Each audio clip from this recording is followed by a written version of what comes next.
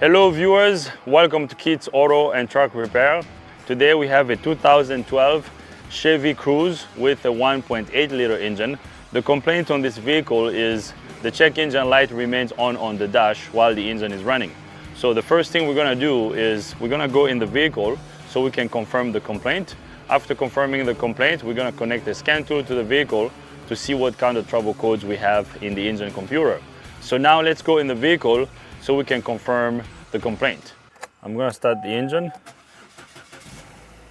So as you can hear, the engine is running. So cameraman Kyler is gonna show you guys the check engine light. So as you can see, the check engine light remains on the dash. So customer's complaint confirmed. It also says change engine oil soon. So the oil change needs to be done on this vehicle. So I'm gonna turn off the engine. I'm gonna turn the key on. I'm gonna bring up our scan tool. I already have the scan tool connected to the vehicle. Let's see what we got. Let's see, how many miles does this thing have? Ready? Uh-oh. This service is unavailable. Returning to the main menu. Thank you. Uh-oh. Goodbye. What am I pressing here? Oh, this vehicle has 141,000 miles, 900. Okay. This little fancy Chevy Cruze.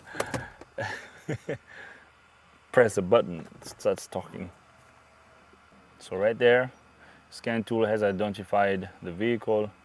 We're gonna click OK. Let's do a code scan. This is gonna scan all the control units on the vehicle. All right, so we have two codes in the engine computer. The first code is P0171. It says fuel trim system lean, current DTC. And then the other one says P0496. It says evaporative emissions system flow during non-purge. Guys, now from experience, I can see cameraman Kyler smiling behind the camera. From experience, I got burnt by this a little while ago. Well, not necessarily burnt, but I wasted time kind of going around circles. What I learned from that video, it's actually a video that we made, how long has it been, Kyler? A couple months. On that Prius, we had evap code, one evap code and a lean code, which this vehicle also has. So from experience working on that, I kind of knew it already, but somehow I forgot when I was working on that Prius. When you have a lean code and the evap code, go after the evap code first, because the evap code can also cause a lean code. Meaning, if you have a stack open purge valve, a stack open purge valve will cause a lean code also. So we can look at fuel trim numbers and see what we got. Right now, what I want to do is I just want to go under the hood and check that purge valve, because right now our fuel trim numbers would be out of whack. The fact that the code says system flow during non-purge, so I believe this purge valve is stuck open, and that's what's causing the lean code and the evap code. So guys, when you work on cars over and over and over, eventually you start to see the same stuff come back. So let's see. We wasted time last time, but we're not gonna waste time this time, okay? Yeah, we have the same code on the generic side. We also have a thermostat code on the generic side. So just for gigs and giggles, like they say, let's quickly look at our data. We're just gonna look at that really fast. I can already tell what kind of fuel trim numbers we're gonna have based on the codes. I'm kind of having like deja vu right now. Okay, let's look at our fuel trim numbers, and then our loop status and our O2 sensors and our mass effort sensor and engine speed. These are the only PEDs that I want to look at, and engine temperature, and then evap purge valve percentage too. So I'm going to start the engine. So we are in open loop right now.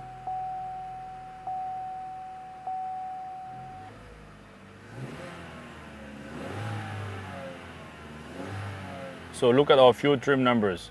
Long term is minus, so we went into closed loop long term is minus 24%, and then short term is going between 12% and 8%. So right now total trim, so right now total trim is about 14% or 15%, which is higher than normal because the rule of thumb is plus or minus 10%. Our purge valve percentage is 0. So based on the data, our purge valve should be closed right now. But is it closed? I don't know. So that's what I'm gonna do. We have a evap, purge, non-purge code. Let's go under the hood. I'm gonna check the purge valve first. Now, you guys have seen me do this test. I'm gonna increase the engine RPMs to see if our fuel trim numbers will get better. So right here, I increase the engine RPMs, our fuel trim numbers get better.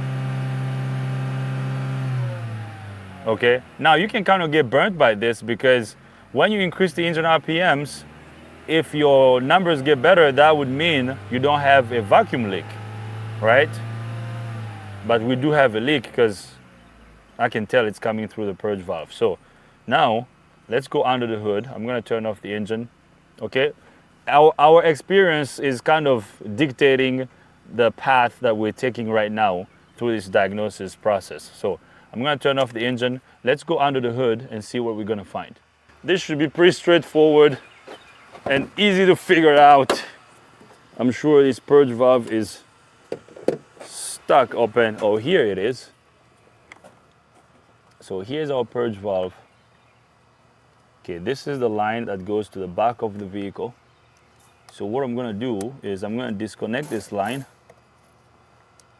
Okay, so we got the line that comes from the tank disconnected. So the purge valve is a normally closed valve.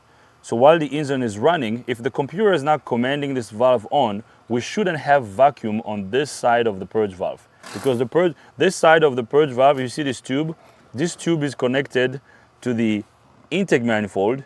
Since it's a normally closed valve, we shouldn't have vacuum on this side. If we do have vacuum on this side of the purge valve, that will tell us that the purge valve is stuck open and we're gonna have to replace it. So I believe that's what is the issue, but we're not gonna assume, we're gonna test. I'm gonna grab my vacuum gauge so we can test our purge valve. I'll grab the gauge and then I'll be right back. All right, so I have my vacuum gauge here. So if cameraman Kyler can focus on the vacuum gauge, actually I'm gonna connect the hose that's connected to the vacuum gauge to the purge valve. So I'm gonna connect this over here. Should I bring a light here or are we good? No? Okay. All right, so now when we start the engine, the purge valve should be normally closed. So since it's a normally closed valve, we shouldn't have vacuum on the other side of the purge valve. So I'm gonna start the engine. We should have this gauge over here should not move, okay, while the engine is running. So let's see what we got.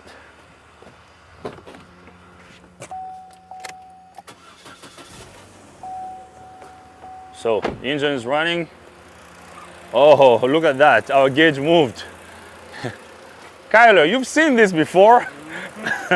Now, the question is, we could have, the computer could be turning on the purge valve right now. So maybe the computer is turning on the purge valve. If you do this test while the computer is turning on the purge valve, your test results will not be accurate because the valve will be opening and that's going to skew your testing. So now what I'm going to do is I'm going to disconnect the electrical connector of the purge valve. So right here, I'm going to disconnect it. Now we have to be careful doing this because sometimes when you disconnect this, you can fix the valve. So right here, the connector is disconnected, but our purge valve is still open. Look at what we have on the gauge. I'm going to disconnect this line. Okay. Oh, you see how it's pulling? We have a vacuum leak here. Look at that. So purge valve is disconnected. We have vacuum on the other side of the purge valve. So this is a stuck open purge valve. So pretty straightforward, pretty easy. We have to replace the purge valve to fix this. Let me turn off the engine. So yes, we gotta change the purge valve to fix this. So when we were diagnosing the Prius, if I had done this, we would have figured it out in, I don't know, 15, 20 minutes. How long has it been now since we started this one? 20 minutes? 15 minutes? There you go. So you live and learn. I learn every day. I was telling Robin and Kyler off camera, you know, that's how it is. We learn, you know, you learn from your mistakes and you develop some techniques and methods and to get better, and that's how we get better. So I'm going to get a new purge valve from the parts store. Once we get a purge valve, I will bring you guys back up so we can install it, and after that this is going to be fixed. So we'll bring you guys back up in a little bit. All right guys, a couple of hours later, not even hours, was it an hour? Yeah, about an hour later we got purge valve from Napa. I'm going to show you guys the part number. Here's the part number of our brand new purge valve. So let's see how it looks. Did they send us the right part? Yeah, look at it. It looks like the one we have on the vehicle. So I'm going to install this one. So we're gonna remove the bad one. So here's our brand new purge valve. We're gonna install it right here, like that. There's a little piece of rubber here that needs to go in the purge valve first. Yeah, there's a little boot that goes here, and then nice. We're gonna connect this tube. So this tube has a little tab. You have to press it. You press this tab down and then you pull. Okay. Now remember the test we did with the gauge. If this new purge valve is good, I'm not gonna connect the electrical connector yet. So I'm gonna connect, no, actually I'm gonna connect the electrical connector. Okay, now I'm gonna connect our gauge, vacuum gauge, to the other side of the purge valve. Okay. Now I'm gonna go in the vehicle and start the engine. If this purge valve is good while the engine is running, the gauge shouldn't move. It should stay at 0.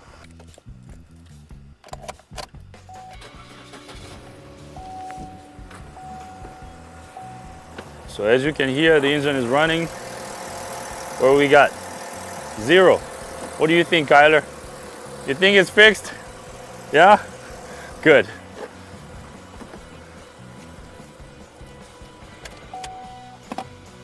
All right, so I'm gonna connect the other tube, and then we're gonna erase the codes, and then we should be done. Quick and easy. So we're gonna install this tube over here, just like that. Push it down. Nice. All right, so we are done here. Now let's go in the vehicle. All right, I'm gonna turn the key on first. Now, I don't need to take you guys on a test drive. Once we clear the code, we can wrap up this video. So the scan tool has identified the car. Everything looks good. Let's go straight in the engine computer. Let's see the code. Okay, now we're gonna have solenoid circuit codes because we did the other test with the purge valve unplugged. So this is a code that we caused, and also since this code was set, this tells me the circuit is good because the computer was able to see the open in the circuit when we disconnected the purge valve connector. So I'm gonna clear all these codes, and then we're gonna look at our fuel trim numbers. Let's read the codes again. We shouldn't have a code now, so no codes present. That's good. So now let's go to data. Let's go to fuel trim data. We're gonna customize this list. I don't wanna look at all these data PIDs. We're gonna grab our short-term and long-term fuel trim number, loop status, O2 sensor data PIDs, engine speed, mass airflow sensor, and engine temp, purge valve. That's it. So I'm gonna graph my fuel trim numbers. Okay, Robin, watch out, I'm gonna start the engine. So let's start the engine and see what we got. Okay, so we're still in open loop right now. Now the check engine light is off because I cleared the code. Kylo, do you want to show the dash, please? So as you can see, the check engine light is off. Okay, it's fixed. We're good. So Kylo is gonna keep the scan data on the screen. So right now we are in closed loop. Total trim right now is about 2%. So short term plus long term, we have 2%. As you can see, our fuel trim numbers are a lot better. Okay. This was quick and easy, defective purge valve. So once again, guys, remember this: if you have a lean code, but if you have a lean code and you also have a evap code, address the evap code first, because the evap code will be the one that will be that. What am I trying to say? If you have a lean code and the evap code, address the evap code first, because the evap code will probably be the one that's causing the lean code to be set in the engine computer also. All right, so we're good. We are done. I like these numbers. Remember when we first started the engine, our long term was, I think, 24%. Right now, long term is sitting at 1%, between 1 and 0. And then short term is going between 0 and -3. Sometimes it goes up to 2. So that's it. We are done. Let me turn off the engine. Let's read the codes one more time before we wrap up this video. Awesome. We're good. So I'm gonna leave this right over here. I hope you liked the video. This was a quick and easy one. Purge valve, defective purge valve. We're gonna have another happy customer. So cameraman Kyler, thanks for being here. If you guys have a comment, if you guys have comments, questions, criticism, leave them in the comment box. If you're not a subscriber, subscribe to our YouTube channel. Thanks for being here once again. See you guys next time.